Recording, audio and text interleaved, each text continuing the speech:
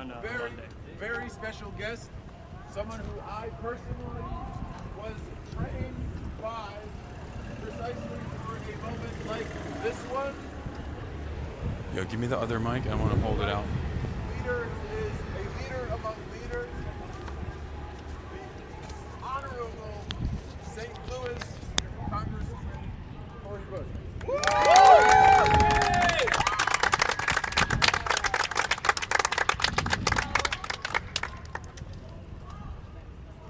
One thing that I always think on is you don't know when a history-making moment is going to happen. History is all around, and we just walk into it when we're walking in our purpose. You all are saving lives. You're setting history.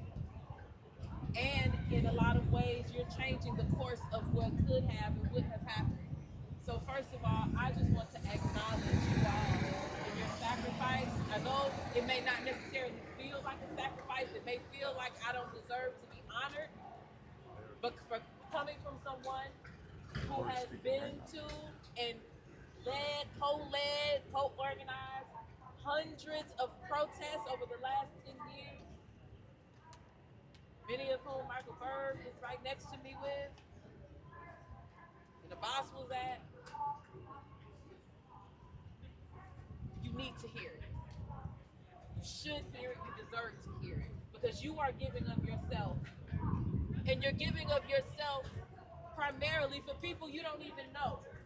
You're giving of yourself not only for what's happening now, this is about legacy.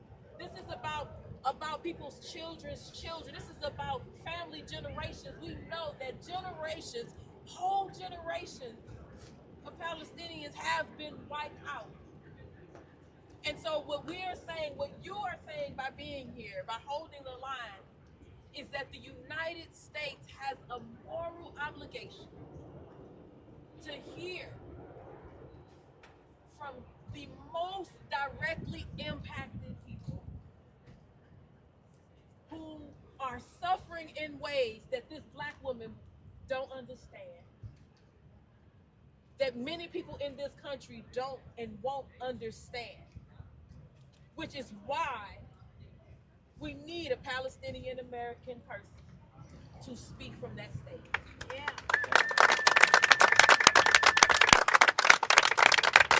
Because we need to hear it.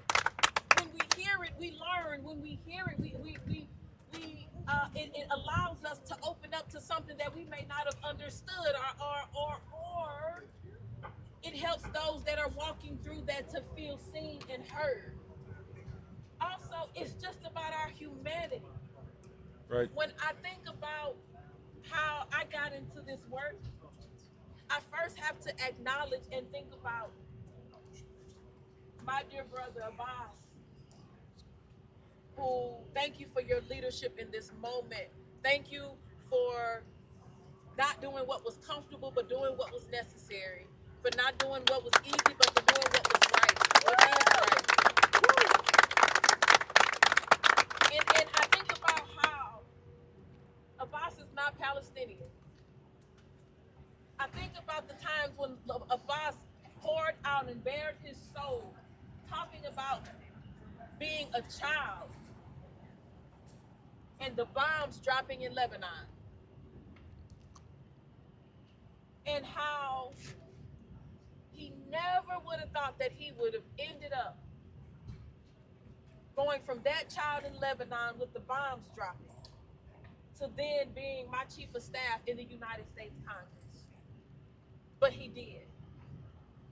And because he was honored by that position, because he was blessed and elevated and promoted to that position, he made a decision not to fail what was handed to him.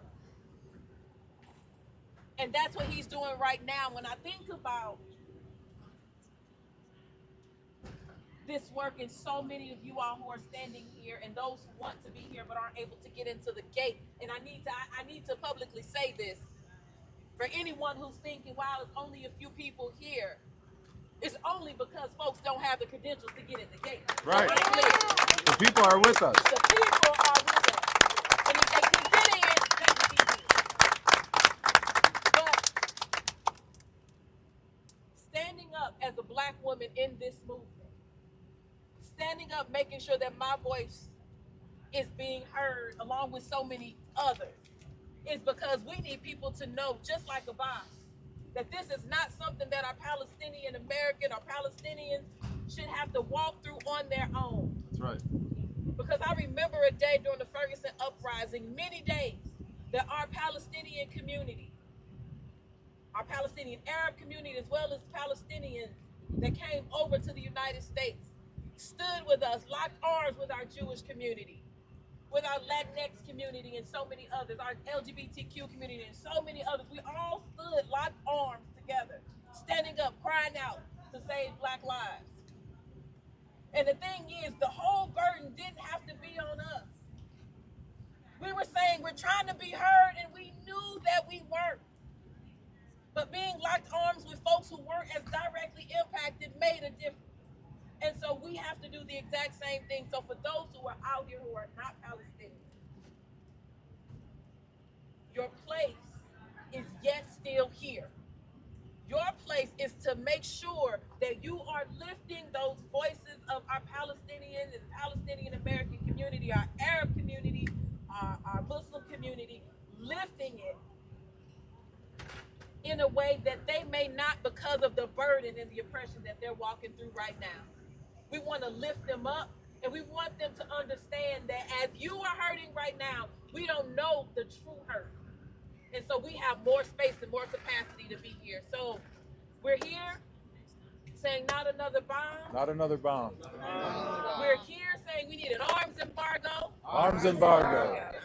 And we're saying that we want a Palestinian American person to be on that stage tonight in front of the DNC, on that DNC stage, in front of the whole world, proclaiming that they deserve to be heard, that the United States must listen, and that they should be prioritized the same way as our Israeli folks that were up on that stage, Black folks, and anybody else. So it's up to us, you all. If we leave, if we go away, if we stop, it gives them an opportunity to say, well, it's over. So for those that are able to stay, as long as you're able to be here, I know Abbas says he's here to the last moment. Thank you. Thank you. And as a member, a current sitting member of Congress, it is my duty to be here as well, because human lives are at stake, because we don't have a permanent ceasefire right now, because over 40 million, which could be close, 40,000, close to 100,000 lives have been taken, because whole communities have been decimated, destroyed, because people are starving. So I have an obligation to be here, because my other obligation is to use my card, my voting card, to make decisions about how that the money is spent from the United States. It also, what resolution I say yes to and no to. So I'm here, you all, and I'm standing with you. I am in solidarity with you all. I am not here to lead you. I am here to be arm in arm in solidarity. So thank you, and know that your congresswoman loves you. Thank you. We're not taking any questions. We are going to take a photo with the congressman. If you'd like to join us right there. Yes. Let's do this.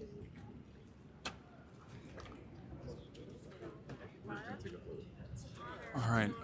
Oh, you take the photo and then. Yeah, and then we'll get some people. What's up? And then I'll get some people on, whoever you want. Yeah. Everybody. I'll talk to whoever's here. Hey, Prem, what's good?